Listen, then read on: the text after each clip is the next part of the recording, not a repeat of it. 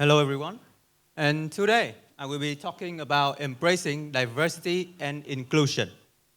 Two on third of us have talked about this topic already. But when I mention diversity, many of you may have the thoughts in your own mind are different because as it is the diversity of thoughts in this room. So today I have the first keyword of diversity. And so, what is it and how is it affecting our world? Is the questions that I'll be answering. So, first, let me have a piece of wood. So, this is just a blank, boring piece of wood. But when I put colors on it, boom. Now I have an artist palette, a specified tool that is used for artists or painters to create their art, their sculptures. So basically, the existence of color up here is already the diversity of color. So just like our word, a word consists of multiple different color. So in terms of social diversity is the differences in ethnicity, gender, different cultures, and different beliefs. Malcolm Forbes, a wise businessman, once said, diversity, the art of thinking independently together. So, what does it mean? That means we all have our uniqueness. We think different, we do different independently, but in a general, larger purpose, we all work together to achieve the general purpose. So, why is it so important? An American psychologist, George H. Mead, once said that society is unity in diversity. So that means our society is basically formed within the diversity. And we don't know how diversity works yet, then our world would be collapsed. So therefore, I introduce to you the second keyword, inclusion. Now, let me have my color palette back. And let me have an artist up here, and he will use this color to paint the picture. But first, he only paint the picture with only black and white. And Kenny, may I ask you that? Can you see anything? Oh, yeah, thank you. And that's exactly what I'm talking about. Because from the distance, most of you might not see what actually is he painting. But now, when he included all of his color, boom, we have a masterpiece on the left, on the right hand of mine, right here. So what does it mean? When he includes all of his color, he creates a masterpiece. And that is why inclusion is needed, because diversity doesn't mean black and white only. So basically, diversity means difference, and inclusions mean making use of all of that differences. So let's have a first example. EU, a very big organization with more than 26 countries in the Europe. EU stands for European Union, one of the strongest, most powerful, the most wealthy organization in the world. And what is their secret? Simply, they just bypass the difference of culture, difference of language, different political views to work together in both military services and economy. And they have been doing this since 20 centuries. So that means this diversity and inclusion wasn't a new thing. So let me talk about some advantage first. The very first advantage of diversity is that we have new things to do, and it's also opening chances for us to do like communicational enhancement.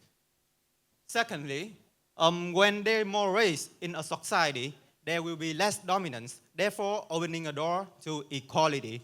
Equality is the thing that we have been seeking since the dawn of human civilization. Therefore, through inclusion, we might finally found equality. Thirdly, everything that I've just said leads to one thing in working, that all of our efficiency in working will be increased significantly. And lastly, this like through your experience, and receiving opinion from different aspects, you might extend your vision for a larger picture of this world. So Jesse Jackson, an American politician, once said, "When everyone is included, everyone wins." Exactly what I'm trying to say, because not only an organization or any individual is benefit in this situation. Everyone is benefit, everyone wins in this situation. So, but what is the problem facing us from doing the inclusion? Because if it's so easy, why don't we just do all of it everywhere in the world? So there are two major obstacles that I would like to mention. First is the differences of language between countries, nations, or ethnicities. And second is different beliefs. Obviously, we can't not agree all the things that other people tell us because we all have our uniqueness. However, the way we can tackle this problem can even stay in the form of three words of commitment, education, and proactive effort.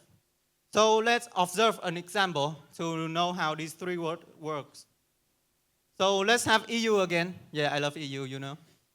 And so their commitment for the inclusion is so obvious. In the start, EU was actually an organization for business cooperation, and they was having only 6 countries. So through commitment and proactive effort from every member nations and other nations, they have extended themselves to like nowadays like 27 or 26 countries, I don't really remember. But the effort is incredible. Also about education.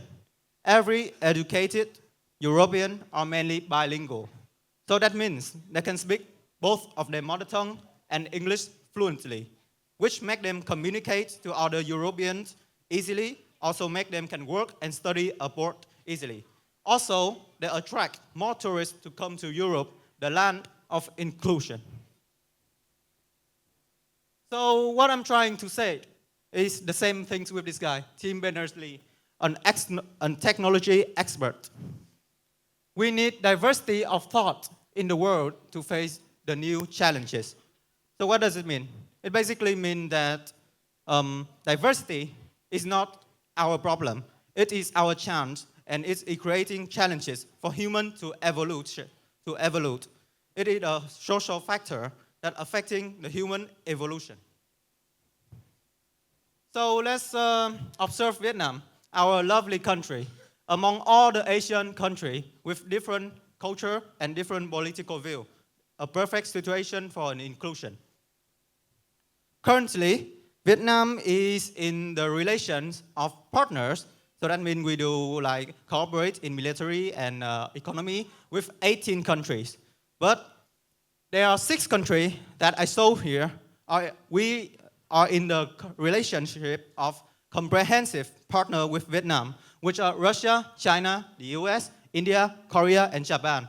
And especially, Vietnam is the only country in the world to ever in the relationship of comprehensive partner with 3 dominant countries of Russia, China, and the US. So what does it mean? It means that for Vietnam, the diplomatic work is already incredible.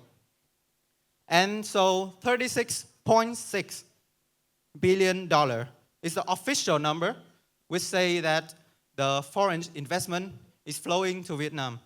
The money is already flowing, and people, foreign business are already coming to Vietnam. So what does it mean? That means that the way we're doing, one day, soon or later, we will see a market economy completely formed in Vietnam, a socialist market economy. So, but let's look at our social structure, our society. So from in WASS, we can see that mainly the students are Vietnamese. And outside the street, we can see Vietnamese. All many Vietnamese. So many people might think that our society is not really diverse, but they forgot a number, 54. What does 54 stand for? 54 is the number of ethnic groups in Vietnam. That means we have 54 ethnic groups, which are Kinh, Lào, Mường, Tày, Thái, Edebana, and more. I cannot include it in my words or either in this picture. So what does it mean? It means that the Vietnamese society is already diverse within themselves. However, talking about diversity in a society, I must say about America, the true land of diversity, a diverse land. So looking at this graph, you can see that more than half of America is so diverse that they have like more than 50 races in that place only. So what does it mean? It means that not only do they have different nationalities within the country, they also have different kinds of people, so that Jews, Christians, Islamic, more and more. So there's no doubt to say that the diversity in the society of America have bring their greatness to the world. Therefore, that's why I'm focusing on the social diversity today, because social diversity is the basic of every diversification development.